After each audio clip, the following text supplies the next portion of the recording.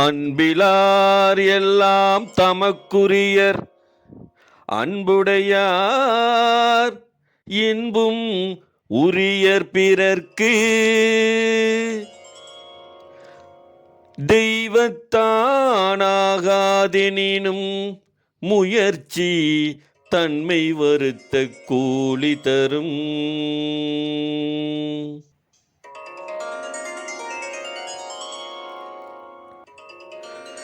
இரண்டு அடி கண்டு மூன்று நெறி கண்ட குறளின் பொருள் தேடிச் செல்வார்.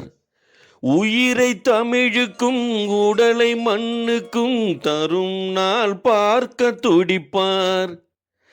இரண்டு அடி கண்டு மூன்று நெறி கண்ட குறளின் பொருள் தேடிச் செல்வார். உயிரை தமிழுக்கும் உடலை மண்ணுக்கும் தரும் நாள் பார்க்க துடிப்பார்.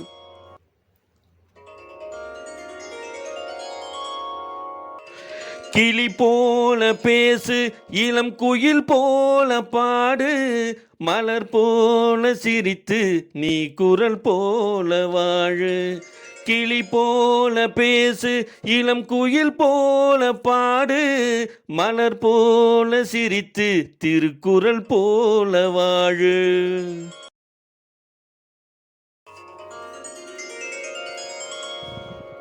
துன்பம் வரும் வேளையிலே சிரிங்க என்று சொல்லி வச்சார் வள்ளுவரும் சரிங்க. துன்பம் வரும் வேளையிலே சிரிங்க என்று சொல்லி வச்சார் வள்ளுவரும் சரிங்க.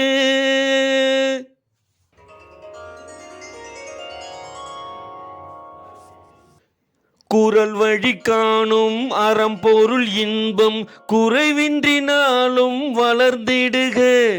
தென்னவர் போற்றும் பண்புகள் யாவும் கண்ணென போற்றி வாழ்ந்திடுக.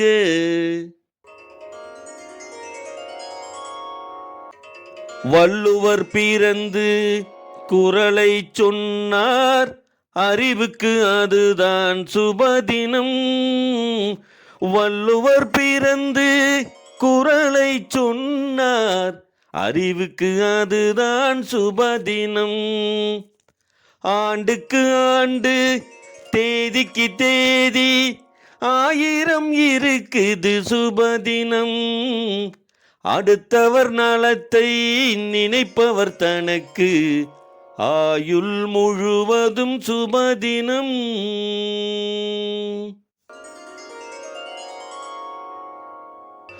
அன்பும் மரணும் உடைத்தாயின் இல்வாழ்க்கை பண்பும் பயனுமது. அன்பும் மரணும் உடைத்தாயின் இல்வாழ்க்கை பண்பும் பயனுமது. யாகவராயினும் நாகாக்க காவக்கால் சோகப்பர் சொல்லிழுக்கு பட்டு. யாகவராயினும் நாகாக்க காவக்கால் சோகப்பர் சொல்லிழுக்கு பட்டு.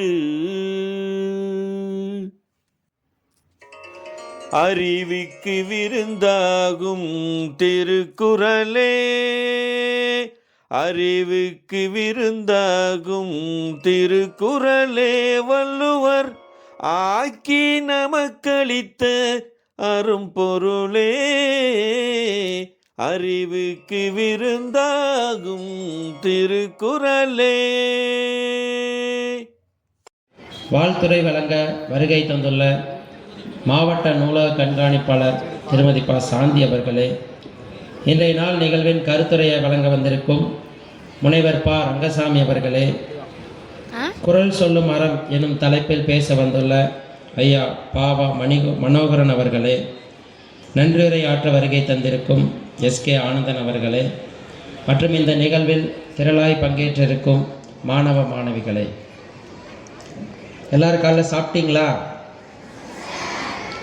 சரி, காலையில் கடைசியாக நீங்கள் ஏதாவது ஒரு முழு திரைப்படத்தை டிவியில் உட்காந்து பார்த்துருக்கீங்களா? எல்லோரும் டிவி பார்த்துருப்பீங்க.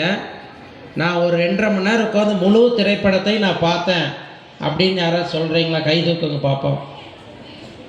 Very good. சரி, கை கீழே உனக்கு ரொம்ப நன்றி. சரி, ஏன் நம்ம முழு திரைப்படத்தை இப்போல்லாம் யாரும் பார்க்குறதே இல்லை? டிவியில் போர் அடிக்குது இல்லையா? நம்ம மனசு வந்து 7 செகண்டுக்கு மேலே எந்த ஒரு விஷயத்துலையுமே கவனம் செலுத்த முடியறதில்ல. ஃபோன் பார்க்குறோம், ரீல்ஸ் பார்க்குறோம், அடுத்து என்னன்னு சொல்லி நம்ம போயிட்டே இருக்கிறோம். மூளை வந்து போர் அடிக்கிறத ஏற்றுக்கிறது இல்லை. போர் அடித்தா எனக்கு போர் அடிக்குதுன்னு சொல்லி நம்ம என்ன பண்ணுறோம்? உடனே ஃபோனை பார்க்குறோம் இல்லைங்களா? தூங்குறதில்ல, யாருமே தூங்குறதில்ல. இப்போ உங்களை மாதிரி ஸ்டூடெண்ட்ஸை வச்சுட்டு வால்டர் மிஷல் அப்படிங்கிறவர் என்ன பண்ணார்னா, ஒரு வகுப்பறையில் ஒரு 10 மாணவர்களாக வச்சு ஒரு கேக் வச்சார். நான் திரும்பி வந்து சொல்கிற வரைக்கும் யாரும் சாப்பிடக்கூடாது அப்படின்னு சொல்லி சொல்கிறாரு. அவர் ஒரு 1/4 மணி நேரம் கழித்து வந்து பார்க்குறாரு. அதில் 7 மாணவர்கள் அந்த கேக்கை சாப்பிட்டாங்க. 3 மாணவர்கள் தான் என்னங்க அந்த கேக்கை சாப்பிடவே இல்லை. அவர் ஆராய்ந்து பார்த்ததில் அந்த 3 மாணவர்கள் தான் வந்து பின்னால் வந்து பெரிய வெற்றியாளர்களாக மாறுறாங்க அப்படின்னு சொல்லி சொல்கிறாங்க. மிச்சம் இருக்கக்கூடிய 7 மாணவர்களுக்கு என்ன இல்லை அப்படின்னு பார்த்தீங்கன்னா பொறுமை இல்லை. ஏன்னா இந்த காலத்தில் மிகவும் அவசியமாக கற்றுக்க வேண்டியது என்னன்னு பார்த்தீங்கன்னா பொறுமை. இப்போ தேர்வுத்தாள் கொடுத்த உடனே பார்த்தீங்கன்னா எல்லாருமே கேள்வியை படித்து பார்க்காமையே ஒரு கேள்வி கேட்குறாங்க. நமது நாட்டின் தேசிய பறவை அல்லாதது எது அப்படின்னு சொல்லி கேட்குறாங்க. ஆனால் நம்ம மாணவர்கள் என்ன பண்ணுறாங்க? வேகமாக படித்து பார்த்துட்டு உடனே மயில்னு டிக் பண்ணிடுறாங்க. அதுக்கு ஆன்சர் மயில் வருமா? ஏன்னா இப்போ வரக்கூடிய கொஸ்டின் பேட்டர்ன் இல்லாமல் உங்களோட அண்டர்ஸ்டாண்ட் ஸ்கில்லை டெஸ்ட் பண்ணுற மாதிரி தான் என்ன ஆகுது, கொஸ்டின்ஸ் வந்து வருது. சரிங்களா? அப்போ வந்து வாழ்க்கையில் என்ன பண்ணணும்? நாம் பொறுமையாக இருக்கணும். பொறுமையாக வந்து பொறுமை எது கற்றுத்தரும் அப்படின்னு பார்த்தீங்கன்னா புத்தகங்கள் தான் வந்து நமக்கான பொறுமையை கற்றுத்தருது. ஏன் அப்படின்னு பார்த்தீங்கன்னா ஒரு புத்தகத்தை வந்து ஒரு 1/4 மணி நேரம் நீங்கள் தொடர்ந்து படிச்சிங்க அப்படின்னா உங்கள் கவனம் ஃபுல்லும் புத்தகத்தின் மேலே தான் இருக்கும். சரிங்களா? அதனால் நல்ல நல்ல புத்தகங்கள் இருக்குது. இப்போ உதாரணத்துக்கு வந்து நீங்கள் வந்து ஒரு டாக்டர்கிட்ட போகிறீங்க. டாக்டர் போனதை என்ன பண்ணுவார்? ஸ்டெதாஸ்கோப் வச்சு செக் பண்ணுவார் இல்லைங்களா? ஸ்டெதாஸ்கோப் வச்சு எதுக்கு செக் பண்ணுறாரு? ஹார்ட் பீட், உங்கள் இதய துடிப்பு சரியாக இருக்கான்னு சொல்லி பார்க்குறாரு. சரி, ஓகே. இப்போ டாக்டர் வந்து பின்னால் திருப்பி உங்கள் முதுகில் வந்து ஸ்டெதாஸ்கோப் வச்சு செக் பண்ணுறாரு. முதுகில் இதயம் இருக்குதா? ஏன் முதுகில் வச்சு செக் பண்ணுறாரு? சொல்லுங்கள் பார்ப்போம். நிறைய பேர் எல்லாம் டாக்டர்கிட்ட போயிருப்பீங்க. முதுகில் வச்சு செக் பண்ணுவார். ப்ரீத்திங் சரியாக வருதான்னு பார்க்குறக்கா? முதுகில் வச்சா தெரிஞ்சிருமா? ஸ்டெதாஸ்கோப் வச்சு பார்த்தா எப்படி தெரியும்? நீங்கள் டாக்டர்கிட்ட கேட்டிருக்கீங்களா? ஏன் சார் என் முதுகில் வச்சு செக் பண்ணுறீங்க? ஹார்ட் முன்னால் தானே இருக்குது. கேட்டிருக்கீங்களா? சரி, இப்போ வந்து நீங்கள் முதுகில் ஏன் வச்சு செக் பண்ணாங்க அப்படின்னா டாக்டர் போய் நீங்கள் சளின்னு சொல்லியிருப்பீங்க இல்லையா? சளின்னா நுரையீரலில் நீர் கோர்த்துருக்கோம், இல்லை சளி நிறையா நுரையீரலில் தங்கியிருக்கும். அப்போ பின்னால் வச்சு பார்க்கும்போது அந்த நுரையீரலோட துடிப்பு வந்து ரொம்ப மைனூட்டாக தெரியும். சளி அதிகமாக இருக்கா கம்மியாக இருக்கான்னு என்ன பண்ணுறாங்க? சீக்கிரமாக கண்டுபிடிச்சிடும். சரிங்களா? இந்த மாதிரி அன்றாட வாழ்க்கையில் அறிவியல் கேள்விகள் நிறையா இருக்குது. அதுக்கான புத்தகங்கள் இங்கே புத்தக விற்பனையில் இருக்குது. நீங்கள் தேடி கண்டுபிடிச்சி வாங்கணும். ஏன்னா நிறையா புத்தகங்கள் இருக்கும். நிறைய பேர் அட்டையை பார்த்து வாங்குவீங்க, ஒரு ஆர்த்தரோட பேரை பார்த்து வாங்குவீங்க. அப்போல்லாம் இல்லாமல் ஒரு 2 பக்கத்தை நீங்கள் படித்து பார்த்து அதை ஏதாவது ஒரு பக்கத்தை படிக்கும்போது உங்கள் மன நிறைவு வரும். ஓ, இது நமக்கு தெரியாத விஷயமா இருக்குது அப்படின்னு சொல்லி நினச்சி அதுக்கப்புறம் புத்தகம் வாங்குவதில் நீங்கள் என்ன பண்ணணும்? ரொம்ப பொறுமையாக வாங்கணும். சரிங்களா? புத்தகங்கள்லாம் வாங்குவீங்களா? எத்தனை பேர் நூலகத்தில் மெம்பராக இருக்கீங்க? கை தூக்குங்க பார்ப்போம். Very good. 4 பேர் தான் மெம்பராக இருக்கேன். கை தட்டுங்க பார்ப்போம் அந்த 4 பேர்த்துக்கு. இல்லை குழந்தைகளுங்க ஐயா. சரி, நம்ம வந்து நூலகத்தில் வந்து என்ன பண்ண இலவசமாகவே புத்தகங்கள் எடுக்கலாம். 15 நாளைக்கு ஒருக்கா நீங்கள் ஊரில் இருக்கிற நூலகத்தில் மெம்பர் ஆனீங்கன்னா இன்னும் நிறையா புத்தகங்களை வந்து நீங்கள் வந்து படிப்பதற்கான வாய்ப்பு வரும். நாளிதழ் வரும், மாத இதழ் எல்லாமே வரும். சரிங்களா? அதனால் எல்லாருமே அடுத்த டைம் வரும்போது நூலகத்தில் கண்டிப்பாக மெம்பராக இருக்கணும். புத்தகங்கள் வாங்கும்போது சின்ன சின்ன புத்தகங்களை படிக்க ஆரம்பித்து நீங்கள் பெரிய புத்தகங்கள் வரைக்கும் நீங்கள் எல்லாரும் படிக்கலாம். இன்றைய காலை நேர நிகழ்வு வந்து உண்மையிலே உங்களுக்கு அறிவுக்கு விருந்தாகக்கூடிய நிகழ்வாக அமையும் என்பதை தெரிவித்துக்கொண்டு, இன்று ஒரு பெரிய சிந்தனை அரங்கு பின்னால் வரவிருப்பில் பேச இருக்கிறார் என்று தெரிவித்துக்கொண்டு, இந்த வாய்ப்பை வழங்கிய புத்தக திருவிழா குழுவினருக்கு மனமார்ந்த நன்றியை தெரிவித்துக் கொள்கிறேன். நன்றி, வணக்கம்.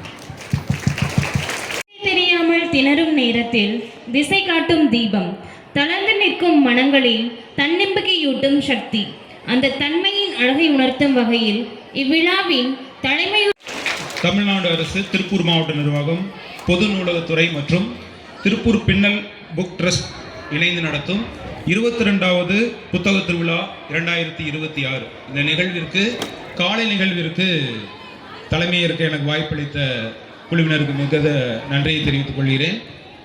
நம்ம எல்லாரும் எங்கே வந்திருக்கோம்னு தெரியுமா? எங்கே வந்திருக்கோம்? நீங்களாம் நினைப்பீங்கன்னு நினைக்கிறேன். வரவேற்புரையும் ஒரு ஆசிரியர்,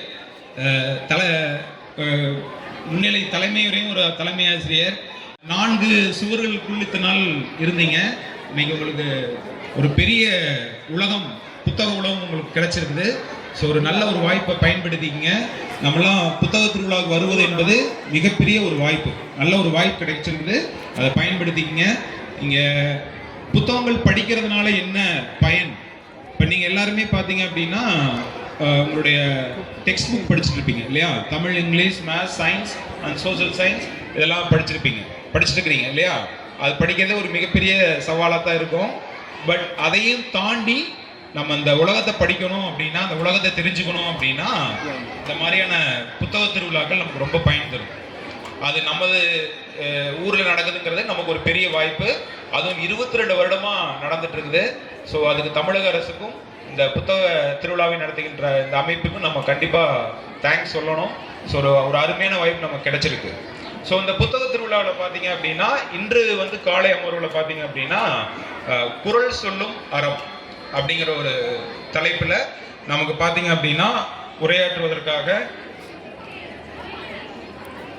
முனைவர் பா ரங்கசாமி ஐயா அவர்களும் பாவா மனோகரன் அவர்களும் வந்திருக்கிறாங்க. அவங்க வந்து திருக்குறள் பற்றி நமக்கு தெரியும் இல்லையா? நமக்கு எத்தனை திருக்குறள் இருக்கு தெரியுமா? எல்லாத்துக்கும் எத்தனை திருக்குறள் இருக்கு? 1000. ஐயா இன்னைக்கு வந்ததுக்கு நம்ம குறைஞ்சபட்சம் நம்ம இந்த அளவுக்காவது நமக்கு ஒரு சந்தோஷம் கொடுக்கணும். திருக்குறள் எழுதுனது எல்லாருக்குமே தெரியும். திருவள்ளுவர் மொத்தமா 1330 குறட்பாக்கள் இருக்கு. அதாவது நான் ஒரு 10 வருடத்துக்கு முன்னாடி எங்கள் பள்ளியெல்லாம் பார்த்தீங்க அப்படின்னா 1330 குறளையுமே ஒப்புவிக்கிற குழந்தைகள்லாம் இருந்தாங்க அப்படிங்கிறது தான் கொஞ்சம் வருத்தமா இருக்கு. இப்போ குறைவா மாறிட்டு இருக்கிறாங்க. அந்த இப்போ நம்ம மேடையிலே பார்த்தீங்க அப்படின்னா திரு ரங்கசாமி ஐயா வந்திருக்காங்க. அவங்க 1330 குறட்பாக்களையும் மனனம் செய்து அதில் எந்த விதமான கேள்வி கேட்டாலும் பதில் சொல்றவருக்கு இருக்காங்க ஐயா. ஸோ நல்ல ஒரு கைதட்டு நம்ம கொடுக்கலாம். இதெல்லாம் ஒரு பெஸ்ட் எக்ஸாம்பிள் நமக்கு. இது போன்று நம்மளும் வளரணும் அப்படிங்கிறது தான். நம்ம அந்த 1330 குறள்லையும் நம்ம மனப்பாடம் செய்யறாலும் நம்மளால் முடிந்த ஒரு சில குறட்களையாவது தெரிஞ்சு அதன்படி நடக்கணும் அப்படிங்கிறதா ரொம்ப முக்கியம். திருவள்ளுவர் வந்து பார்த்தீங்கன்னா, இப்போ நீங்கள் ஜென்சி ஜென்ரேஷன், இந்த ஜென்ரேஷனை திரு மணிகண்ட பிரபு சொன்னது மாதிரி பொறுமைங்கிறது ரொம்ப கம்மி. அதுதான் அவர் கேட்டார். ஒரு 2.5 மணி நேரம் படத்தை வந்து நம்மளால ஃபுல்லாலாம் பார்க்க முடியறதில்லை. நம்மளே T20 கிரிக்கெட் ஃபார்மேட்டில் இருக்கிறோம் இல்லையா? ஒரு காலத்தில் டெஸ்ட் பார்த்துட்டு இருந்தாங்க 5 நாள், அதுக்கப்புறம் 50 ஓவர் மேட்ச் பார்த்துட்டு இருந்தாங்க. இப்போ நம்ம என்ன பார்க்குறோம்? T20. அதையுமே ஹைலைட்ஸை பார்க்குற ஆளுலாம் ரொம்ப பேர் இருக்கிறாங்க. அதுக்குமே நம்ம பொறுமை பத்துறதில்லை. அதனால தான் இப்போ நீங்கள் அதிகமாக நம்ம பயன்படுத்துகிற மொபைலில் எது நம்ம அதிகமாக யூடியூப்பில் பார்ப்போம் அப்படின்னா ரீல்ஸ், அதுக்கப்புறம் யூடியூப்பில் பார்க்குறது ஷார்ட்ஸ் இல்லையா? வீடியோ கூட பார்க்கறதுக்கு நமக்கு டைம் இல்லை. வித்தின் செகண்டுக்குள்ள ஷார்ட்ஸுங்கிறது எத்தனை நேரம் வரும் தெரியுமா? 60 second to 30 seconds to 60 seconds உங்களுக்காகவே ஜென்சிக்காக பண்ணியிருக்காங்க. ஆனால் திருவள்ளுவர் பார்த்தீங்கன்னா 2000 வருடங்களுக்கு முன்னாடி உங்களுக்காக தான் யோசிச்சிருக்காருன்னு நினைக்கிறேன். ரொம்பலாம் சொன்னால் இந்த தலைமுறை நம்ம கொண்டு வர முடியாது அப்படிங்கிறதுக்காக தான் 1.25 அடியில் அவர் எல்லா விஷயத்தையுமே சொல்லிட்டு போயிட்டார். 1.25 அடி தான், பெருசாலாம் நம்ம ரிஸ்க் எடுக்க வேண்டாம். 1.25 அடியில் 7 வார்த்தைகள் தான். இந்த 7 வார்த்தைகளில் திருக்குறளில் சொல்லாத கருத்துக்களே இல்லை, எல்லாத்தையும் சொல்லிட்டு போயிட்டார். ஸோ 2000 வருடங்களுக்கு முன்னாடி நம்மளை பற்றி யோசிச்சிருக்கிறாரு. நம்ம இப்போ அந்த 2000 வருடத்துக்கு முன்னாடி அவர் சொல்லிய கருத்துக்கள் எல்லாமே இப்போவும் நம்ம வாழ்வில் இருக்கு. அந்த அறம் என்ன அப்படிங்கிறத பார்த்தோம் அப்படின்னா, நம்ம எதை செய்யணும் எதை செய்யக்கூடாது, டூஸ் டோன்ட்ஸ், அவ்வளோதான். அதை கரெக்டாக பிரித்து நம்ம பார்த்துட்டோம் அப்படின்னா நம்ம தெரிஞ்சுக்கலாம். அதை சொல்கிறதுக்காக தான் நமது சான்றோர்கள் வந்திருக்காங்க. ஸோ காதை கொடுத்து நல்லா கேட்போம். கேட்குறது தான் நமக்கு ரொம்ப டைம் பற்ற மாட்டேங்குது, நமக்கு பொறுமை பத்தலை. ஏன்னா நீங்கள்லாம் ஷார்ட்ஸ் பார்த்து வளர்ந்த தலைமுறை, அதனால் உங்களுக்கு சவாலாக தான் இருக்கும் நமக்கு கொண்டு போய் சேர்த்துறது. ஆனால் நீங்கள் உங்கள்கிட்ட கொண்டு போயிட்டோம் அப்படின்னா நீங்கள் அடுத்த தலைமுறை கடத்துவீங்க. ஏன்னா 2000 வருடங்களாக நம்ம தமிழில் ஒரு இலக்கியம் இருக்குது, திருக்குறள் இருக்குது, உலக பொதுமுறையாக இருக்குது அப்படின்னா நமக்குள்ள ஒரு மிகப்பெரிய பெருமை. ஸோ அந்த பெருமையை இன்னும் 1000 வருடங்கள் 2000 வருடங்களுக்கு நம்ம கொண்டு போய் சேர்த்தணும். அது உங்களை மாதிரி இளைய தலைமுறைக்கு தான் இருக்குது. ஸோ இன்று இந்த குறள் சொல்லும் அறம் அப்படிங்கிற தலைப்பில் நமக்கு ஒரு நல்ல கருத்துக்கள் இருக்குது. நானும் ரொம்ப ஆர்வமாக காத்துட்ருக்கிறேன். நீங்களும் அதே ஆர்வத்தோடு இருந்து ஐயாக்கள் அந்த கருத்துக்களை காது கொடுத்து கேட்டு நம்ம மனதுக்கு கொண்டு போவோம். அதான் ரொம்ப முக்கியமான விஷயம். இன்று இந்த காலை நிகழ்வில் எனக்கு தலைமையேற்க வாய்ப்பளித்த இந்த திருப்பூர் புத்தக கண்காட்சி நடத்தும் குழுவிற்கு எனது நன்றியை தெரிவித்துக் கொள்கிறேன். நன்றி, வணக்கம்.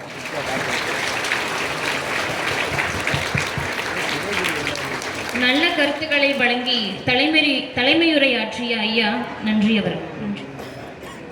முன்னால் நின்று வழிநடத்த ஒரு முன்னுதாரணம் வேண்டும். விழாவை முன்னின்று நடத்த முன்னவர் வேண்டும். வழிகாட்டும் மொழியாய் இவ்விழாவின் அச்சாணியாய் 22வது விழாவிலே பங்கேற்றமைக்கு இந்த விழாக்குழுவின் சார்பாகவும் எங்களை பேச அனுமதி கொடுத்த விழாக்குழுவினருக்கும் பேச்சை கேட்டுக்கொண்டிருக்கக்கூடிய மாணவ செல்வங்களுக்கும் காலை வணக்கத்தை தெரிவித்துக் கொள்கிறேன். இந்த விழாவை தலைமையேற்று நடத்தக்கூடிய பி. வில்லியம் கார்டர் தலைமை ஆசிரியர் அவர்களையும், வரவேற்புரை நல்கிய மணிகண்ட பிரபு அவர்களையும், வாழ்த்துறை வழங்கியிருக்கக்கூடியவர்களையும், கருத்துரை வழங்கக்கூடிய ரங்கசாமி அவர்களையும், திரு ஆர். மோகன்ராம் ஐயா அவர்களையும், பாபா மனோகரன் அவர்களையும் இந்த நேரத்திலே வணங்கி, மற்றும் எனது படியூரில் இருந்து வந்திருக்கக்கூடிய கவிஞர் ஜானகி அவர்களையும், திருக்குறள் 1330 குறளை எந்த இடத்துல கேட்டாலும், எந்த நேரத்தில் கேட்டாலும், எந்த குறளை கேட்டாலும் சரி, எண் சொல்லி கேட்டாலும் சரி, அல்லது அதனுடைய தலைப்பை சொல்லி கேட்டாலும் சரி, சொல்லக்கூடிய ரெடியாக இருக்கக்கூடிய திருக்குறள் ரங்கராஜன் அவர்களுக்கும், நன்றி இருக்கக்கூடிய எஸ்கே ஆனந்த் அவருக்கும் முதல்கண் வணக்கத்தை தெரிவித்துக் கொண்டு, எல்லாத்துக்கும் கதை பிடிக்குமா? சொல்லலாமா? என்ன பூனை கதை சொல்லலாமா? பூனை கதை சொல்லிட்டா சரி. இந்த நீங்கள் உங்கள் மாதிரி ஒரு குழந்தை இல்லை, உங்கள் அப்பா வந்து படுத்து தூங்கிட்டு இருந்தார். தூங்கிட்டு இருக்கும்போது என்னாச்சு, கொரட்டி விடுவார். அப்பாலாம் கொரட்டி விட்டு பார்த்துருக்கீங்களா? எப்படி விடுவாங்க? எப்படி கொரட்டி விடுவாங்க? இல்லையா? தூங்கிட்டு இருப்பாங்க இல்லையா? பஸ்ஸிலெலாம் பார்த்துருப்போம் இல்லையா? வாய் வளர்ந்து தூங்கிட்டே இருப்பாங்க. வாய் ஒன்று போய் எடுத்துகிட்டே வரும். அதையும் கூட பார்க்க மாட்டாங்க, தூங்கிட்டு இருப்பாங்க இல்லையா? அந்த மாதிரி தூங்கிட்டு இருக்கும்போது ஒரு பூனை வாய்க்குள் போயிடுச்சு. ஒரு பூனை வாய்க்குள் போய் வயிற்றுக்குள் போய் உட்காந்துருச்சு. அப்படின்னு தூங்கிட்டு இருக்கும்போது அந்த கனவுல வந்துருச்சு. அந்த கனவை பார்த்து அவருக்கு காலையில் எழுந்திரிச்சது, உண்மையிலேயே நம்ம பூனை முழுங்கிட்டோம் அப்படின்னு நினச்சிக்கிட்டு வயிற்று தொட்டு பார்க்குறாரு. ஐயோ பூனை இதுக்குள்ளே இருக்குது, ஐயோ இங்கே நகர்ந்துட்டு இருக்குது, ஐயோ இங்கே போய்கிட்டு இருக்குது, ஐயோ ஐயோ அப்படிங்கிறாரு. வீட்டில் இருக்கிற அம்மா என்ன சொல்லிச்சு? அம்மா சொன்னாங்க, பூனை முழுங்கிட்டேன் அப்படின்னு. ஏங்க போய் பேச சொன்னீங்கன்னு? ஐயோ சத்தியமாக நைட்டு பூனை முழுங்கிட்டேன் அப்படின்னு டாக்டர்கிட்ட போனார். அப்போ டாக்டர்கிட்ட போகும்போது அவர் டாக்டர் என்ன செஞ்சார்? பூனை எப்படிங்க முழுங்க முடியினார்? இல்லைங்க, நான் முழுங்கிட்டுங்க, நைட்டு முழுங்கிட்டேன், வயிற்றுக்குள்ளே இருக்குதுங்க அப்படின்னாரு. சரி வாங்க அப்படின்னு சொல்லிட்டு ஒரு எக்ஸ்ரே எடுக்கலாம் அப்படின்னு சொல்லி எக்ஸ்ரே எடுக்கிறதுக்கு கூட்டிகிட்டு போனாங்க. எக்ஸ்ரே எடுத்தால் அது ஒன்றும் இல்லை. அதை கொண்டு வந்து இவர்கிட்ட காமிக்கிறாங்க. காமிச்சது ஒன்றும் இல்லைங்களா? இல்லை. அப்படின்னா இந்த டாக்டர் சரியில்லை, வேறு டாக்டர் போய் பார்க்கலாம் அப்படின்னு இன்னொரு டாக்டர் போகிறாரு. அங்கேயும் போய் எக்ஸ்ரே எடுக்கிறாங்க. எக்ஸ்ரே எடுத்து அவர் வேணுங்கிறாரு, ஒன்றும் இல்லைன்னு சொல்கிறாரு. இல்லை, இந்த எல்லா டாக்டர் படிக்காத டாக்டராக இருக்குது. புத்தக திருவிழாவில் போனால் கூட டாக்டர் படிக்கிறதுக்கு எப்படின்னு புஸ்தகமெல்லாம் வச்சுருப்பாங்க, அது கூட தெரியாத டாக்டராக இருக்காங்களே அப்படின்னு நினச்சிக்கிட்டு என்னடா இது அப்படின்னு இன்னொரு டாக்டர் போகிறார். இப்படி ஒரு 10 டாக்டர் போயிட்டார். சாயந்தரம் ஆகி போச்சு. கடைசி ஒரு டாக்டர் போகலான்ட்டு போகிறார். 10வது டாக்டர் போகிறார். டாக்டர் போனதையுமே இவர் எல்லாத்தையும் சொல்கிறார், காலையிலேருந்து தான் டாக்டர் போனேன், வயிற்றுக்குள்ளே பூனை இருக்குது, ஒருத்தருமே எடுத்து விட மாட்டேங்கிறாங்க அப்படின்னு. அப்போ தான் நினச்சாரு, இவருக்கு ஒரு மனவியாதியாட்டு இருக்குது அப்படின்னு நினச்சிக்கிட்டு, சரி உட்காரியா அப்படின்னு சொல்லிட்டு உட்கார வச்சுட்டு நர்ஸை கூப்பிட்டாங்க. நர்ஸம்மாவை கூப்பிட்டு ஒரு ஃபிலிம் இருக்கு இல்லையா, அந்த எக்ஸ்ரேனுடைய ஃபிலிம் இருக்கும்ல, அந்த ஃபிலிம் எடுத்து வர சொல்லி அதில் ஒரு பூனை படத்தை அலங்காமல் வரைஞ்சி எக்ஸ்ரே கார்டு கொடுத்து எடுக்க சொல்லிட்டார் டாக்டர். வாங்கி உள்ளே போகலாம் அப்படின்னு சொல்லி உள்ளே கொண்டு போய் டாக்டர் எக்ஸ்ரே எடுத்துகிட்டு வெளியே வந்துட்டு நீங்கள் போடுங்கன்னு அப்புறம் கொண்டாந்து காமிச்சார். ஆமாம் ஐயா பூனை பார் வந்துருக்குது அப்படியே அவர்கிட்ட காட்டுது. ஆஹா, நீங்கள் தான் நல்ல டாக்டர், 9 டாக்டர்கிட்ட போனேன், அவங்களாம் படிக்க தெரியாது டாக்டராக இருக்குது, நீங்கள் கரெக்டாக எடுத்து விட்டீங்க அப்படின்னு சொல்லிட்டு இந்த பூனை இங்கே உட்காந்துருக்குது, ஆனால் உங்களுக்கு மட்டும் எப்படிங்க இந்த பூனை கிடச்சிது? மற்ற டாக்டர்லாம் லைட்டு போட்டு எடுத்திருப்பாங்க. அப்போ லைட்டு வெளிச்சத்தில் அது போய் ஓரமாக உட்காந்துக்குச்சு. நான் இருட்டுக்குள்ள எடுத்தேன் பார்த்தீங்களா, அதனால் அது வெளியே வந்து எட்டி பார்த்து டக்குன்னு போட்டான்னு சிக்கி போச்சு அப்படின்னு. சரி எப்படியாச்சும் வெளியே எடுத்து விட்ருங்க டாக்டர் அப்படின்னு சொன்னேன். அப்படியா, சரி எடுத்துட்டா போகுது அப்படின்ட்டு ஒரு 10 நாள் கிளம்பிச்சுவாங்க அப்படின்னு. சரின்னு போயிட்டார். மாத்திரைலாம் கொடுக்குறேன், சாப்பிட்டு போவாங்க அப்படின்னு. போய் 10 நாள் கிளம்பிச்சு ஒடியாந்தார். ஐயா எப்படியாச்சும் எடுத்து விட்டுங்களேன், நான் 10 நாளாக தூங்கவே இல்லை, தண்ணி கூட குடிக்கல, தண்ணி தாம எடுத்தால் கூட என்ன பண்ணுன்னு தெரியாமல் முடிச்சுட்டு இருக்கிறேன். 10 நாள் வயிற்றுக்குள்ள ஒரே பிறண்டது போனேன், என் வயிறு என்னாச்சுன்னே எனக்கு தெரியல, எப்படியாச்சும் எடுத்து விட்ருங்க அப்படின்னு. சரி படுங்க ஐயா அப்படின்னு சொல்லிட்டு படுக்க வச்சு கண்ணை மூடிக்கிங்க, ஃபோனை வந்தது நீங்கள் வந்து முடிச்சு பார்க்கலாம் அப்படின்னாரு. சரின்னு படுத்து தூங்கினார். அப்புறம் உடனே வாயப்பழம் தானே நான் தூங்கினார். அதே மாதிரி வாய் அப்படின்னுங்க, ஒரு வாய் ஆட்டு தூங்கும்போது டக்குன்னு ஒரு பூனை சமாளம் நெட்டி வயிற்றாளுக்கு வச்சுது. இப்படி முடிச்சு பார்க்குறாரு. முடிச்சு பார்த்து பூனை ஓடிட்டு இருக்குது. ஆஹா, வயிற்றுலேருந்து பூனை வந்துருச்சு அப்படின்ட்டு அப்படி பார்த்துட்டு இருந்துட்டு அப்புறம் டாக்டர் பார்க்குறாரு. அப்புறம் டாக்டர் வந்து என்ன பார்த்தீங்களா பூனை வெளியே வந்துச்சு அப்படிங்கிட்டு அப்புறம் அப்படியே தலை வச்சு கையெழுத்து வந்துக்கிட்டார். ஏங்க இப்படி வந்துருக்கீங்க, எதை பூனை வெளியே வந்துச்சுன்னா அப்புறம் என்ன உங்களுக்கு கவலை அப்படின்னு. இல்லைங்க டாக்டர், நீங்கள் எடுத்து விட்ட பூனை கருப்பு, நான் முழுங்கின பூனை வெள்ளை, உள்ளே போய் குட்டி ஓட்டுச்சுங்க டாக்டர், குட்டி ஓட்டுருச்சு, இன்னும் எத்தனை குட்டி வயிற்றுக்கு இருக்கிற தெரியலையே, ஐயோ வயிற்று நோண்டிக்கிட்டே இருக்குது, எப்படியே சேர்ந்த அந்த குட்டிகளே எடுத்து விடுங்களேன் அப்படின்னார். இப்போ டாக்டர் என்ன பண்ணுவார்? யாராவது சொல்ல முடியுமா இந்த பதில்? யாரோ ஒருத்தர் சொன்ன ஒரு புஸ்தகம் தருவேன், ஆப்ரேஷன் பண்ணணும் மறுபடியுமே. அவருக்கு என்ன இல்லை அதை மட்டும் சொல்லுங்க பார்க்கலாம். வயிற்றுல பூனையில் எனக்கு தெரியும், அது உனக்கு தெரியும், டாக்டருக்கும் தெரியும். ஆனா அவருக்கு என்ன இல்லை? ஆமா, எத்தனை தடவை சொன்னாலும் அவருக்கு புரியல. இதை வச்சுக்கிட்டு நம்ம என்ன செய்ய முடியும்? அது மாதிரி நீங்க பாடம் நடத்தும் போது, ஆசிரியர் பாடம் நடத்தும் போது சரியாக கவனிக்க வேண்டும். கவனிக்காமல் இருந்தால் இந்த மாதிரி பூனை குழந்தை மாதிரி வந்துருப்பீங்க. சரியாக கவனிக்கணும். பாடம் நடத்தும் போது கணக்கு பாடம் நடத்தினா போர்டை கவனிக்கணும். நீ என்ன பண்ணுவேன், 4 3 7 போது இங்கே அதுக்குள்ளே கேட்டு 7 போட்டு வச்சுருவேன்.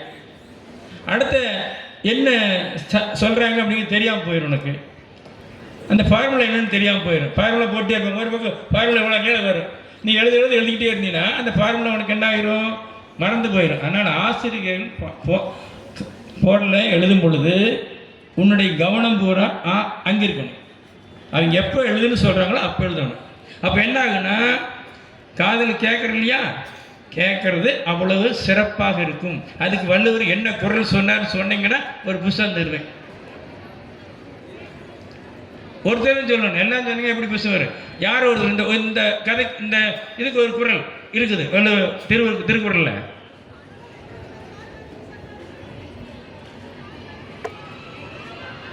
யாருக்கு தெரியும்?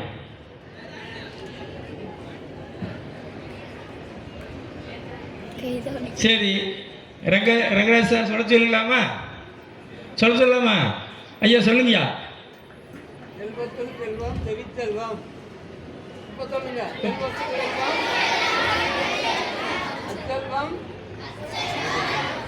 செல்வத்துள் எல்லாம் தலை. இது யார் சொல்லுவீங்கன்னு பார்க்குறாரு. நான் 3 அடி சொல்லிட்டேன், நீங்கள் 4 அடி சொல்லுங்கிறாரு.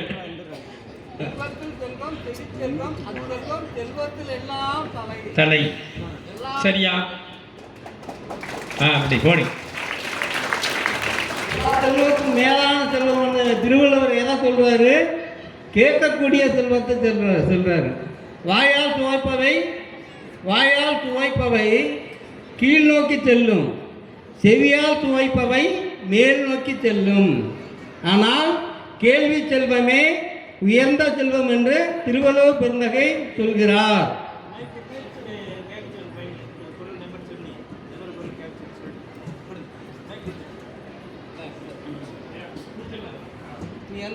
எந்த என்னாலும் கேளுங்க. நான் தயாராகாம சும்மா ஒரு பார்வையாளராக வந்தேன். ரெண்டே குரல் சார். சரிங்க, சரி நான் சொல்கிறேன். ஐயா, நான் 1330 குறளையும் என்னுடைய மகனுக்காக என்னுடைய 40வது வயதில் 6 மாதத்தில் அவனுக்கு பரிசு கிடைக்கணுங்கிறதுக்காக அவனுக்கு சொல்லி கொடுக்குறப்ப 6 மாதத்தில் தினமும் 10 குறள் வீதம் 6 மாதத்தில் 1330 குறளையும் படித்து முடித்தேன். அதுக்கு பிறகு எந்த எண் கேட்டாலும் சொல்லக்கூடிய ஒரு பயிற்சியெல்லாம் எடுத்து இன்னைக்கு உங்கள் முன்னாடி நிற்கிறேன். ஆனால் என் பேர் திருக்குறள் ரங்கராஜன். வெறும் ரங்கராஜனாக இருந்தவன் 1330 திருக்குறளையும் மனப்பாடம் பண்ணதுனால திருக்குறள் ரங்கராஜன் எனக்கு பேர் கொடுத்துருக்காங்க. ஆனால் நீங்கள் அந்த திருக்குறளில் எந்த எண் கேட்டாலும் அந்த எண்ணுக்கான குறளை சொல்வதற்கு தயாராக இருக்கிறேன். 544 குடிதளி கோலோச்சு மாநில மன்னன் அடிதளி நிற்கும் உலகு. அதிகாரம் 55 செங்கோன்மை.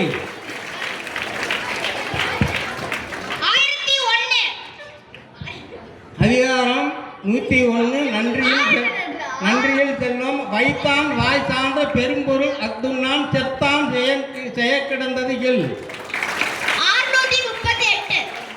இதோட முடிஞ்சது, அவ்வளோதான். மைக்கு வாங்கிக்கங்க. அதோட முடிஞ்சது. அறியானினும்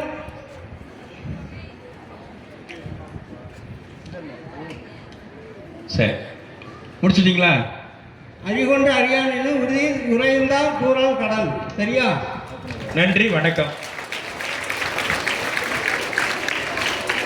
திருக்குறள் படித்தால் உயர்வு கிட்டும், திருக்குறள் படித்தால் பண்பாடு தானே வரும், திருக்குறள் படித்தால் மன மாசு ஒளியும், திருக்குறள் படித்தால் தெய்வ நிலை எய்தலாம் என்று கூறி எனக்கு என்னை வழி நடத்தி கொண்டிருக்கும் தங்கவேல் ஐயா மற்றும் மனோகர் ஐயா மற்றும் ரங்கசாமி ஐயா அவர்கள் மற்றும் மோகன்ராஜ் ஐயா அவர்கள் எனக்கு வழித்துணையாக இருந்து என்னை மேம்படுத்தி கொண்டிருக்கும் இவர்களுக்கு என்னுடைய நன்றிகளை கூறிக்கொண்டு நன்றியுடன் வாய்ப்புக்கு நன்றி கூறி விடைபெறுகிறேன். நன்றி, வணக்கம். ஒரு அழகான சிந்திக்க வைத்து ஆரம்பூட்டிய கதையை கூறி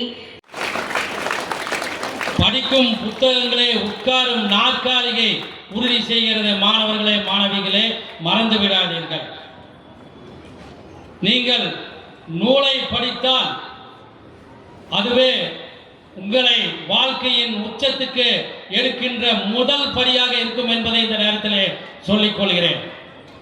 இங்கு ஏராளமான புத்தகங்கள் இருக்கின்றன. திருக்குறள் உலகின் முதன்மையாக மொழி. உங்களுக்கு தெரியும், 2000 ஆண்டுகளுக்கு முன்னே ஐயன் வள்ளுவரால் எழுதப்பட்டது. உலகிலே எந்த நாடும் மறக்காத ஒரு குறள் என்று சொன்னால் அது திருக்குறள் தான். நமக்கெல்லாம் அது பெருமை, இந்த மண்ணுக்கு பெருமை என்பதை நீங்கள் உணர வேண்டும். ஒரு திருக்குறள் புத்தகம் இருப்பது உங்களுடைய வீட்டில் தாத்தா பாட்டி இருப்பதற்கு சமம். நீங்கள் இன்று படியுங்கள், நாளை படியுங்கள், எப்போது வேண்டாலும் அதை படியுங்கள். ஆனால் ஒரு திருக்குறள் மாணவர்களுக்காகவும் மக்களுக்காகவும் நடத்தி கொண்டிருக்கூடிய தமிழக அரசும் அதை சார்ந்த நூலகத்துறையும் அதோடு இருந்த பெண்ணல் புக் ட்ரஸ்டும் இந்த நிகழ்ச்சியை மிக அற்புதமாக நடத்தி கொண்டிருக்கிறது. 22வது புத்தக திருவிழாவுக்கு வருகிறது. ஒரு சிறிய கதையை சொல்லி உங்களுக்கு ஒரு நிகழ்ச்சியை சொல்ல விரும்புகிறேன். கிளியூர் அப்படின்னு சொல்லிட்டு ஒரு ஊர் இருக்கிறது. என்ன ஊர்? கிளியூர் அப்படின்னு சொல்லி இருக்குது. அந்த கிளியூரிலே ஒரு மிகப்பெரிய ஒரு ஆறு ஓடுகிறது. அந்த ஆற்றின் ஓரத்திலே ஒரு மிகப்பெரிய ஆலமரம் இருக்கிறது. அந்த ஆலமரத்தை பார்த்துருக்கீங்களா? பெரிய விழுதுகள் எல்லாம் இருக்குது, பெரிய பெரிய விழுதுகள் இருக்குது. அந்த ஆலமரத்துக்கு அடியில் போனீங்கன்னா ஆயிரக்கணக்கான பேர் அங்கே தங்க முடியும், பேச முடியும், அங்கே அமர்ந்து பேசிக்கொண்டு இருக்க முடியும். மிக அற்புதமான நிலையை தரக்கூடிய அந்த ஆலமரம் பக்கத்திலே ஒரு அருமையான நதி ஓடிக்கொண்டு இருக்கிறது. அந்த ஆலமரத்திலே ஏராளமான ஆயிரக்கணக்கான குருவிகள் கட்டி தங்கள் துணையோடும் குஞ்சுகளோடும் வாழ்ந்து வருகிறது. வெளியே இல்லாமல் இருக்கு. தனது துணையோடு குழுந்தைகளோடு வாழ்கிறது. பகல் நேரத்தில் அந்த குருவி இறை தேட புறப்பட்டு வெளியே சென்று இறை தேடிக்கொண்டு தன்னுடைய குஞ்சுகளுக்கு கொடுக்கும். அது மட்டும் இல்லாமல் தான் இட்ட முட்டைகளை அடையாத்து வைக்கும். அப்படி போய்கொண்டிருக்கிறது காலம். அப்படி இனிமையாக இன்பமாக போய்கின்ற காலத்திலே சூழ்நிலையிலே அந்த மரத்திற்கு எங்கேயோ இருந்து வந்த ஒரு குரங்கு வந்து விடுகிறது. அந்த மரத்திற்கு யார் வர்றாங்க? குரங்கு வருது. குரங்கு வந்து என்ன செய்யும்? குரங்கு ஒரு இடத்துல இருக்குமா? இங்கே நிற்க அப்படி ஜம்ப் பண்ணி அந்த பக்கம் போகிற, அப்புறம் அந்த பக்கம் போய் இப்படியே சுற்றி சுற்றி வரும். நீங்கள் ஏதாவது கையில் பாக்கெட்டில் ஏதாச்சும் வச்சுருந்தீங்க உடனே என்ன பண்ணு, அந்த பையனையே தூக்கிட்டு ஓடிடு இல்லையா? நீங்கள் ஏதாவது சாப்பிட்றதுக்கு முறுக்கு வச்சிருக்கலாம் அல்லது பழம் வச்சிருக்கலாம், அப்படி வச்சுருக்க என்ன பண்ணுங்க, தூக்கிட்டு ஓடிடு. இந்த குரங்கு வந்த பிறகு அந்த மரத்தினுடைய அமைதி கலைகிறது. ஆனந்தமாக இருந்த குருவிகள் எல்லாம் கஷ்டப்படுகிறது, வேதனைப்படுகிறது. ஏனென்று சொன்னால் அந்த குரங்கு ஒவ்வொரு கூடாக சென்று அந்த கூட்டில் குரங்கு எப்படியாவது இந்த இடத்துல விரட்டும் இல்லையா? இந்த மரத்துலேருந்து ஒடுங்கினதையா? அதுக்கு என்ன பண்ணுறாங்க? அந்த அவர்களுக்கு நன்றாக இருக்கக்கூடிய கலைகளும் சொல்லுகிறார்கள். கழுக இந்த மாதிரி குரங்கு வந்து அட்டகாசம் செய்கிறது. எங்களால் நிம்மதியாக இருக்க முடியவில்லை, தூங்க முடியவில்லை, சாப்பிட முடியவில்லை. என்னுடைய குட்டிகளை குஞ்சுகளை எல்லாம் அதை கொண்டு சாப்பிட்டு விடுகிறது, முட்டைகளை எல்லாம் உடைத்து விடுகிறது, கூட்டை பிரித்து விடுகிறது எல்லாம் சொல்லுகிறது. உடனே கழுகு ஒரு உபாயம் செய்யறது, ஒரு யோசனை ஐடியா பண்ணுது. சரி, நான் ஒரு கடியை கொண்டு வந்து கொடுத்து குதிரை அந்த குரங்கு கொடுத்து குரங்கை வந்து அந்த இடத்த விட்டு முடிக்கிறதா சொல்லிட்டு அவர்கிட்ட நாம் good morning, good afternoon, good evening என்று சொல்லுவதை விட, காலை வணக்கம், மதிய வணக்கம், மாலை வணக்கம் என்று சொல்லுவதை விட திருக்குறள் வணக்கம் என்று சொல்வோம். எந்த நேரத்திலும் திருக்குறள் வணக்கம் என்று சொல்வோம். திருக்குறள் வணக்கம் என்று சொல்வதால் திருக்குறளை பெருமைப்படுத்துவோம், நாமும் பெருமை அடைவோம். இப்போ நீங்க டாக்டர் ஆகணும்னா டாக்டர் சம்பந்தப்பட்ட அந்த மருத்துவம் சம்பந்தப்பட்ட பாடங்களை படித்தால்தான் நீங்கள் மருத்துவராக முடியும். சம்பந்தப்பட்டதை படிக்க வேண்டும். யார் எதை படித்தாலும் மனிதனாக வேண்டும். அந்த மனிதனாக இருக்க வேண்டும் என்றால் எதை படிக்க வேண்டும்? திருக்குறள். அந்த திருக்குறள் தான் ஒரு முழுமையான மனிதனை உருவாக்குகிறது. எந்த தொழில் செய்தாலும், எந்த வேலை செய்தாலும் நம்மை முழு மனிதனாக ஆக்குவது இந்த திருக்குறள். அந்த திருக்குறளை வாழ்த்தி ஒரு பாடல். அறிவுக்கு விருந்தாகும் திருக்குறளே, அறிவுக்கு விருந்தாகும் திருக்குறளே, வள்ளுவர் ஆக்கி நமக்களித்த அரும்பொருளே, அறிவுக்கு விருந்தாகும் திருக்குறளே, உலகுக்கு ஒளி போலே, உடலுக்கு உயிர் போலே, உலகுக்கு ஒளி போலே, உடலுக்கு உயிர் போலே, பயிருக்கு மழை போலே, பைந்தமிழ் மொழியாலே, அறிவுக்கு விருந்தாகும் திருக்குறளே, வாழும் வழிமுறைக்கு இலக்கணமானது, மனம் மொழி மெய்யினிக்க வார்த்திட்ட தேனது, வாழும் வழிமுறைக்கு இலக்கணமானது, மனம் மொழி மெய்யினிக்க வார்த்திட்ட தேனது, வானகம் போல் விரிந்த பெரும் பொருள் கொண்டது, வானகம் போல் விரிந்த பெரும் பொருள் கொண்டது, எம் எம்மதத்திற்கும் பொதுவென்னும் பாராட்டை கண்டது அறிவுக்கு விருந்தாகும் திருக்குறளே வள்ளுவர் ஆக்கி நமக்களித்த அரும்பொருளே அறிவுக்கு விருந்தாகும் திருக்குறளே திருக்குறளே திருக்குறளே. இந்த இனி நல்லவை எல்லாம் நாம் சொல்வதும் செய்வதும் அறம் என்பது யாரையும் பாதிக்காம மற்றவர்களுக்கு உதவி நாம் செய்யக்கூடிய ஒழுக்க நெறிகளோடு நல்ல பண்புகளோடு இந்த மண்ணில் வாழ வேண்டும். அந்த வள்ளுவம் கூறும் அந்த அற வாழ்க்கைக்கு உண்டான பண்புகள் என்ன, அந்த பண்புகளை பற்றியும் அந்த குறள் பற்றியும் அந்த குறளுக்கான திரைப்படத்தில் இருக்கக்கூடிய வரிகளை பற்றியும் நான் இப்போது உங்களுக்கு சொல்ல போகிறேன். அறம் கூறும் அறவாழ்வு வாழ்வதற்கு என்னென்ன நற்பண்புகள் நமக்கு வேண்டுமோ அந்த அத்தனை கருத்துக்களையும் வள்ளுவர் நமக்கு உரைத்திருக்கிறார். அதை சிலவற்றை இங்கு பார்ப்போம். மனித உயிருக்கு அடிப்படையாக இருப்பது அன்பு. மற்ற உயிர்களிடத்து நாம் அன்பு செலுத்த வேண்டும். அன்பிலார் எல்லாம் தமக்குரிய அன்புடையார் என்பும் உரிய பிறர்க்கு. அதான் அன்புடையார் எல்லாம் தமக்குரிய அன்புடையார் என்பும் பிறர்க்கு. இந்த அன்பு எங்கு உருவாகிறது தெரியுமா குழந்தைகளே? அன்னையிடத்தில். ஒரு தாய் உங்களுக்கு அன்பை போதிப்பார், தந்தை உங்களுக்கு அறிவை போதிப்பார். ஆக அன்னையிடமிருந்து பெறக்கூடிய அந்த அன்பை நாம் நம்முள் விதையாக்கி வைத்து அதை பெருக்கிதான் மற்ற உயிர்களுக்கு கொடுக்க வேண்டும். அன்னையிடம் நீ அன்பை வாங்கலாம், தந்தையிடம் நீ அறிவை வாங்கலாம். இரண்டும் இருந்தால் பேரை வாங்கலாம், பேரை வாங்கினால் ஊரை வாங்கலாம். நல்ல நல்ல பிள்ளைகளை நம்பி இந்த நாடே இருக்குது தம்பி. சின்னஞ்சிறு கைகளை நம்பி ஒரு சரித்திரம் இருக்குது தம்பி. அன்பை நாம் இப்படி பெருக்குகிறோம். கருணை, ஒரு உயிர் மீது நாம் இறக்கப்பட வேண்டும். அதாவது கருணை. அந்த கருணை காட்டும் போது நம்முடைய உள்ளம் எப்படி நோக்குமோ அதே போல எதிராளிக்கும் உள்ளம் உள்ளது. நாம் எப்படி ஒரு நல்லதை விரும்புகிறோமோ அதே போல அவர்களுக்கும் வேண்டும். அதே நம்மை போலவே அந்த மற்ற உயிர்களும் நினைக்க வேண்டும். நமக்கு ஒரு வசதி வேண்டும், மற்றவர்களுக்கு கூடாது.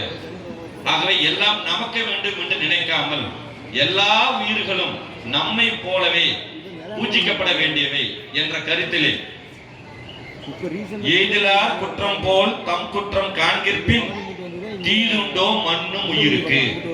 மற்ற உயிர்களையும் நாம் நம் உயிர் போல் பார்க்க வேண்டும் என்கிறார். தன்னை போல பிறரை என்னும் தன்மை வேண்டுமே, அந்த தன்மை வர உள்ளத்திலே கருணை வேண்டுமே. பொன்னை போல மனம் படைத்தால் செல்வம் வேறில்லை, இதை புரிந்து கொண்டு நடந்து கொண்டால் நன்மை வேறில்லை. உண்மையாய் இருக்க கத்துக்கணும், அந்த உண்மையை சொன்னா ஒத்துக்கணும். பிற உயிர்களையும் நாம் நம் உயிர் போல் பாவிப்பதற்காக வள்ளுவர் கூறும் குறள் இது. பிறகு நாம் செல்வந்தராக இருந்தாலும் நன்றாக படித்திருந்தாலும் நமக்குள் ஒரு 3 குணங்கள் கட்டாயமாக குடியிருக்க வேண்டும். அது அடக்கம், பணிவு, பண்பு. இந்த 3மே இருந்தால்தான் நீங்கள் வைத்திருக்கக்கூடிய செல்வம் உங்களையும் மற்றவர்களால் வாழ்த்த செய்யும். மற்ற உயிர்களும் உங்களை போற்ற வேண்டும் என்றால் அடக்கம், பணிவு, பண்பு, இந்த 3 நற்குணங்களும் உங்களோடு இருக்க வேண்டும். பெருக்கத்து வேண்டும் படிதல், சிறிய சுருக்கத்து வேண்டும் உயர்வு. பணியுமாம் என்றும் பெருமை, சிறுமை அணியுமாம் தன்னை வேந்து. இது போல பணிவு இல்லாமல் நீங்கள் யாருக்காவது தானம் செய்யும்போது இந்த வச்சுக்கோ 100 ரூபா, இந்த அங்க போன எடுத்துட்டு போ என்று சொன்னால் நீங்கள் கொடுக்கக்கூடிய பணத்துடைய அந்த நிலை மாறிவிடும். எவ்வளவு கர்வமாக கொடுக்கிறான் பார் என்று. ஆகவே நாம் கொடுத்தாலும் பெற்றாலும் நமக்குள் குடியிருக்க வேண்டிய இந்த 3 குணங்களை நாம் பேணியமாக காக்க வேண்டும். பதவி வரும்போது பணிவு வர வேண்டும், துணிவு வர வேண்டும் தோழா. பாதை தவறாமல் பண்பு குறையாமல் பழகி வர வேண்டும் தோழா. அன்பே உன் அன்னை, அறிவே உன் தந்தை, உலகே உன் கோயில், ஒன்றே உன் தெய்வம். ஆக இந்த அடக்கம், பணிவு, பண்பு இந்த 3மே இருந்தால்தான் நம்முடன் உள்ள நற்குணங்களும் பொருள்களும் நமக்கு அது பயன்படும். உண்மையை சொல்லி நன்மையை செய்தால் உலகம் உன்னிடம் மயங்கும். நிலை உயரும் போது பணிவு கொண்டால் உயிர்கள் உன்னை வணங்கும். உண்மை என்பது அன்பாகும், பெரு பணிவு என்பது பண்பாகும். ஆக எல்லா உயிர்களிடத்திலும் நீங்கள் கருணை காட்ட வேண்டும் என்றால் இந்த 3 அடிப்படையான குணங்கள் உங்களிடத்தில் இருக்க வேண்டும் என்று வள்ளுவர் சொல்லுகிறார். அடுத்தது பொறுமை.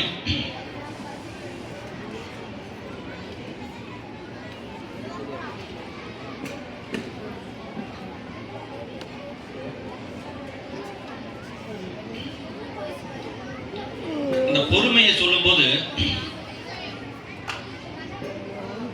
கருணை இருந்தால் வல்லனாகலாம், கடமை இருந்தால் வீரனாகலாம், பொறுமை இருந்தால் மனிதனாகலாம், 3ம் இருந்தால் தலைவனாகலாம். நல்ல நல்ல பிள்ளைகளை நம்பி இந்த நாடே இருக்குது தம்பி. ஆக முன்பு சொன்ன அன்பு, அடக்கம், பணிவு, அதோடு இந்த பொறுமையும் வேண்டும். இவையெல்லாம் சேர்ந்ததுதான் அறவாழ்விலே நமக்கு தேவையான குணங்கள். அறவாழ்விலே நமக்கு வேண்டியது ஈகை. வள்ளுவர் எவ்வளவோ விஷயங்களை பெருமையாக சொன்னாலும் பிறருக்கு கொடுப்பதைத்தான் அவர் உயர்வாக சொல்கிறார். ஈகை குணம் வேண்டும் என்கிறார். மற்றவருக்கு கொடுக்கணும். நம்ம ரங்கசாமி ஐயா பேசும்போது பென்சில் யாராவது கேட்ட கொடுத்துட்டு சொன்னாரல்ல, மற்ற உயிர்களுக்கு நீங்க கொடுத்துக்கிட்டே இருங்க, அது திரும்பவும் உங்களுக்கு வரும். உங்களுக்கு வராவிட்டாலும் உங்களுடைய வாரிசுகளுக்கு வரும், உங்கள் குடும்பத்திற்கு வரும். கொடுப்பது என்பது தடுத்து நிறுத்தப்பட்ட பாதை அல்ல. கொடுப்பது என்பது ஒரு சங்கிலி, எங்கேனும் பயன்படும். இன்று உங்க பக்கத்தில் இருக்கிற ஒரு மாணவனுக்கு நீ உதவி செஞ்சேன்னா சந்தோஷமா உதவி செஞ்சேன்னா வெளியூர் இருக்கக்கூடிய உன்னுடைய சொந்தங்கள் யாருக்காவது வேறு யாராவது உதவி செய்வார்கள். ஆகவே இந்த உதவி என்பது பரவிக்கொண்டே இருக்கும் உலகத்துல.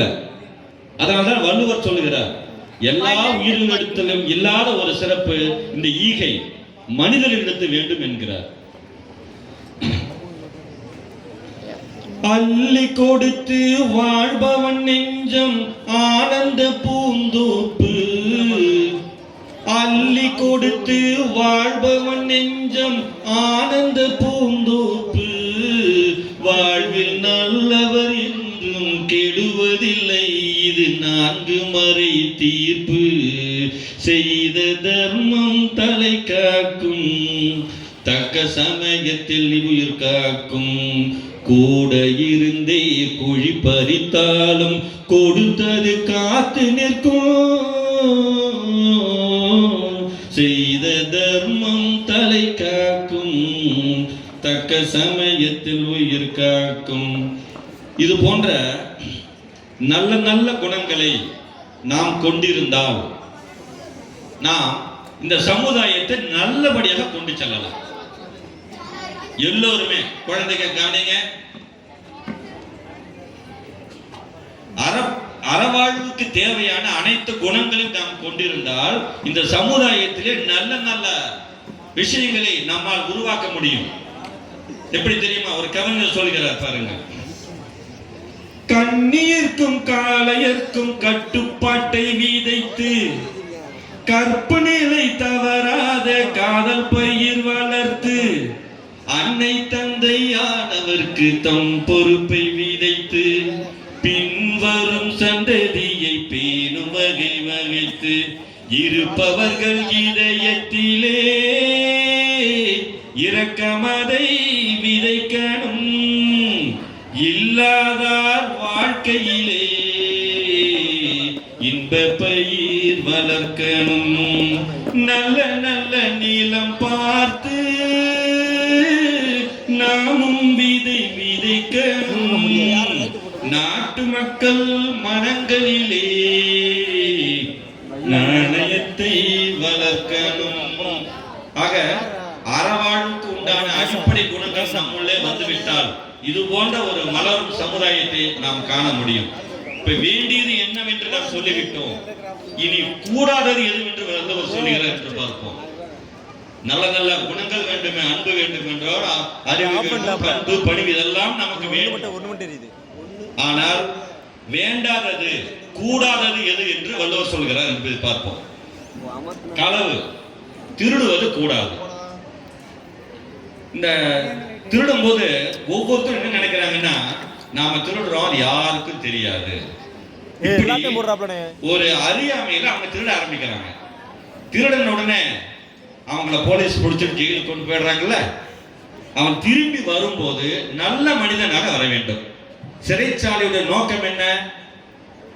குற்றம் செய்பவர்களை திருத்தி அந்த சிறைச்சாலை மீண்டும் சமூகத்துக்கு அனுப்புது.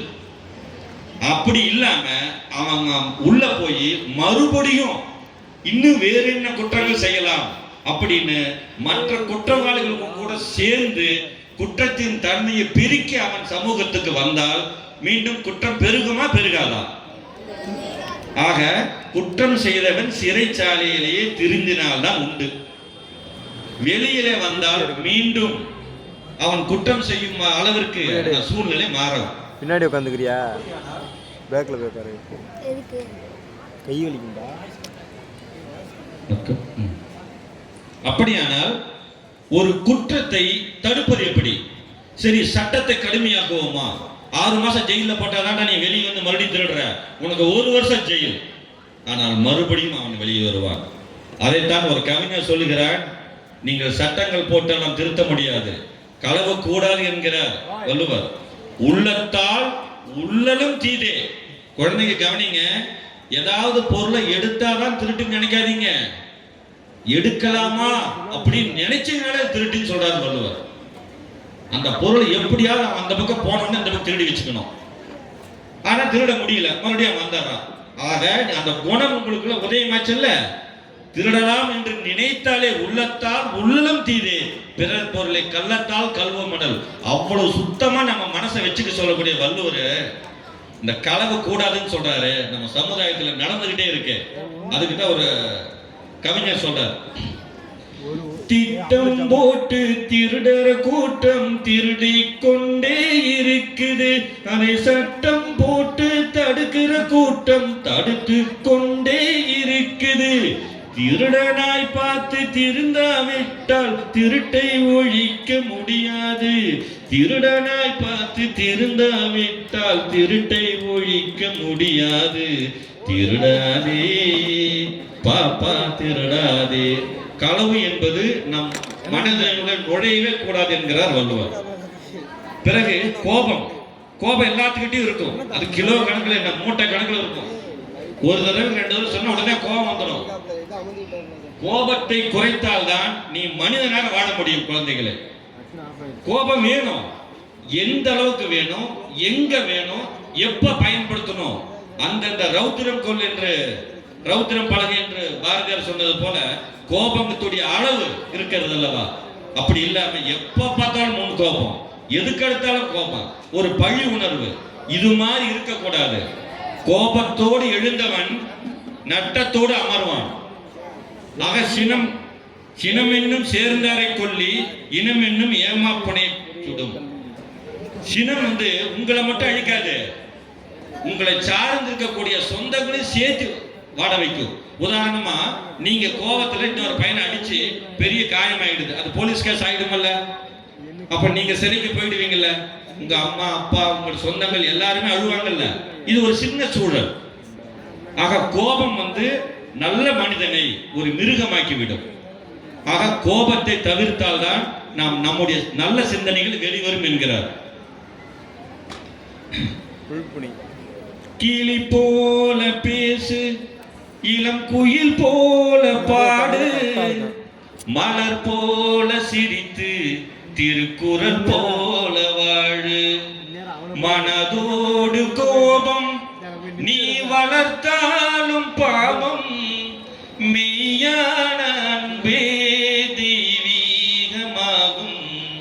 மெய்யான அன்பே தெய்வீகமாகும். நல்ல பேரை வாங்க வேண்டும் பிள்ளைகளே, நம் நாடு என்னும் தோட்டத்திலே நாளை வளரும் முல்லைகளே. நல்ல பேரை வாங்க வேண்டும் பிள்ளைகளே. அடுத்தது பொறாமை கூடாது. முதல்ல வேண்டும் என்று சொல்லிவிட்டோம், இப்ப வேண்டாம் என்பதிலே திருட்டு கூடாது என்றும் கோபம் கூடாது என்றும் இப்போது பொறாமை.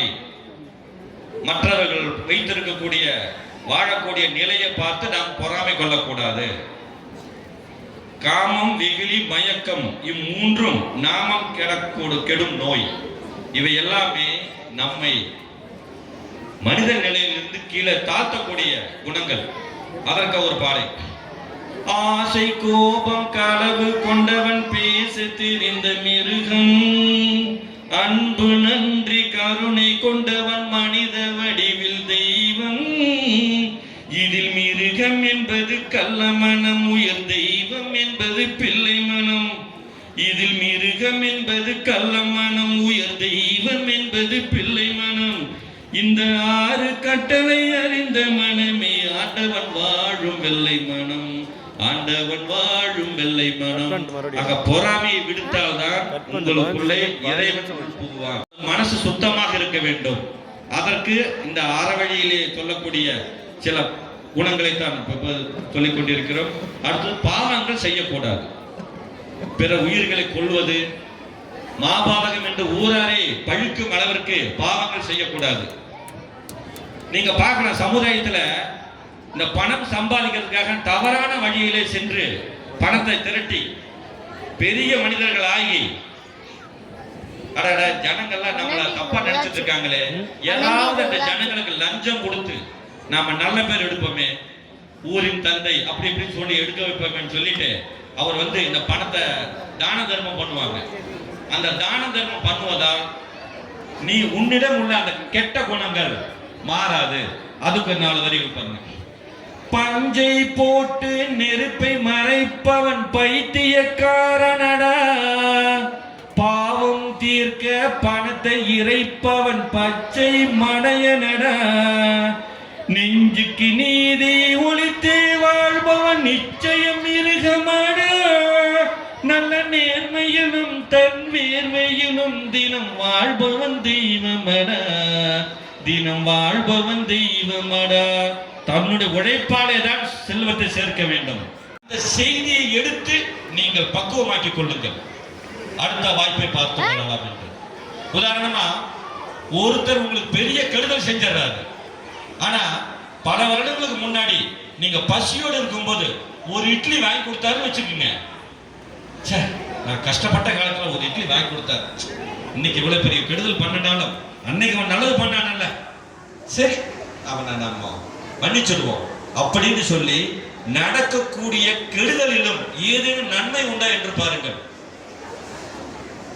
வெற்றியை போலவே ஒரு தோல்வியும் நல்லதம்மா, வெற்றியை போலவே ஒரு தோல்வியும் நல்லதம்மா, வேப்பம் பூவிலும் சிறு தேன் துளி உள்ளதம்மா, புயல் மையம் கொண்டால் மழை மண்ணில் உண்டு, எந்த தீமைக்குள்ளும் ஒரு நன்மை உண்டு, காலுக்கு செருப்பு எப்படி வந்தது முள்ளுக்கு நன்றி சொல்.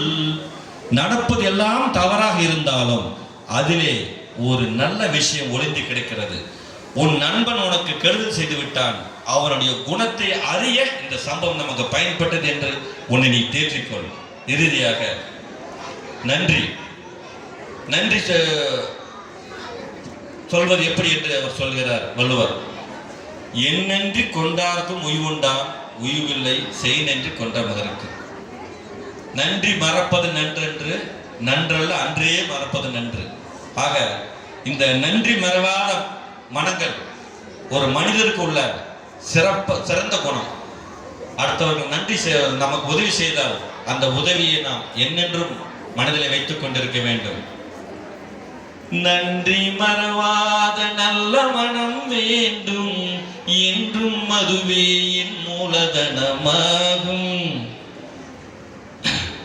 மலை போல வளமான பலம் வேண்டும் உனக்கு, செய் நன்றி மறவாத குணம் வேண்டும் உனக்கு.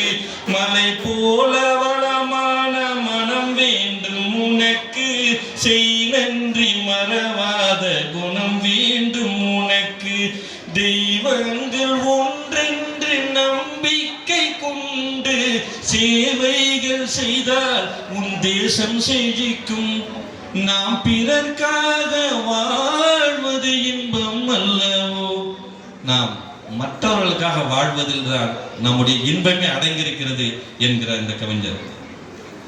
நன்மை செய்வதே என் கடமையாகும், நன்றி சொல்வதே என் கண்ணியமாகும், நட்பை வளர்ப்பதே என் லட்சியமாகும் என்ற கொள்கையோடு நாம் ஒவ்வொருவரும் குரல் கூறும் அறத்தை பின்பற்றி ஒரு நல்லதொரு சமுதாயத்தை மலரச் செய்ய வேண்டும் என்றால், குழந்தைகளே உங்கள் கையில் தான் உள்ளது. நீங்கள் தான் வருங்கால சமுதாயம்.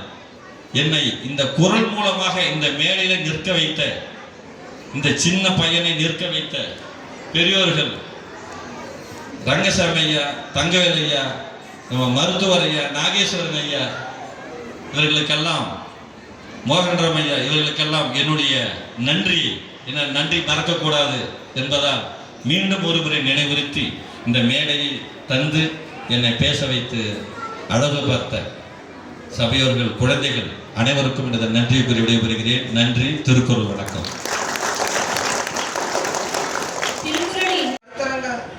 தலைமையேற்று நல்லொரு தலைமையை வழங்கி அமைந்துள்ள தலைமை ஆசிரியர் வில்லியம் காட்டன் ஐயா அவர்களை நன்றிகளை தெரிவித்துக் கொண்டு, நம்மை அறிவியல் கேள்விகள் கேட்க வேண்டும் என்ற அறிவியல் சிந்தனையை தந்து அனைவரையும் வரவேற்று அமைந்த வரவேற்புரை வழங்கிய மணிகண்ட பிரபு ஐயா அவர்களுக்கும், முன்னிலை வகித்து முன்னிலை உரையாற்றிய தங்கவேல் அவர்களுக்கும், நல்லதொரு வாழ்த்துரை வழங்கிய மாவட்ட நூலக கண்காணிப்பாளர் மா சாந்தி ஐயா அவர்களுக்கும், இன்றைய கருத்தரங்கின் பொறுமுறை வழங்கிய பா ரங்கசாமி ஐயா அவர்களுக்கும், பாடல்கள் வழியே மாணவர்களிடையே அன்பு, கருணை போன்ற பண்புகள் வளர வேண்டும் என்று எடுத்துரைத்த பாவா மனோகரன் ஐயா அவர்களுக்கும், 1330 குறள்களையும் கற்றுத்தேர்ந்து திருக்குறள் ரங்கராஜ் ஐயா அவர்களுக்கும், ஜானகி எம்மையார் அவர்களுக்கும், திருப்பூர் புத்தக திருவிழாவின் குழுவின் சார்பாக நன்றிகளை தெரிவித்துக் கொள்கின்றோம்.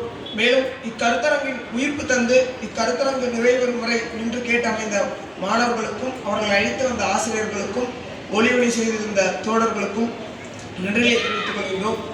பொதுவாக ஒரு கருத்தரங்கத்தோட வெற்றி அப்படின்றது என்ன அப்படின்னா, இந்த கருத்தரங்கில் நீங்கள் கேட்ட தகவல்கள் எல்லாம் உங்கள் வாழ்க்கையோட பொருத்தி பார்க்கும்போது தான் இந்த கருத்தரங்கம் அப்படின்றது முழு வெற்றியை அடையும் அப்படின்றத மாணவர்கள் மத்தியில் சொல்லிக்க விரும்புகிறேன். மேலும் இதில் மாணவர்கள் எப்படிப்பட்ட ஒரு கருத்தை இந்த இடத்துல இருந்து எடுத்து போகணும் அப்படின்றத ஒரு சின்ன கவிதை வகையெல்லாம் அவங்களுக்கு வெளிப்படுத்த விரும்புகிறேன். திறன்பேசியில் தேடி பல காணொலிகள் பார்த்து பல சின்னஞ்சிறு நேரத்தை வீணடித்து மனம் வாடி மதிப்பெண் இழந்து பிறர் வாட பல செயல்கள் செய்து ஆசை கூடி இள பருவம் மறந்து கொடுங்கூற்றுக்கிறையன பின் மாயும் பல வேடிக்கை மாணவர்களைப் போலே நான் வீழ்வேன் என்று நினைத்தாயோ. நூலகம் சென்று புத்தகம் படித்து வித்தகம் படைக்க சத்தியம் எடுத்தோம். எந்தையும் தாயையும் குறைவில்லாத ஒரு குருவையும் அன்னை தமிழையும் வாழ்த்தி வணங்குவோம் என்ற உறுதிமொழியை இங்கிருந்தே மாணவர்கள் எடுத்துச் செல்ல வேண்டும் என்ற கோரிக்கையை விடுத்து நன்றி உரையை நிறைவு செய்கின்றேன். நன்றி, வணக்கம்.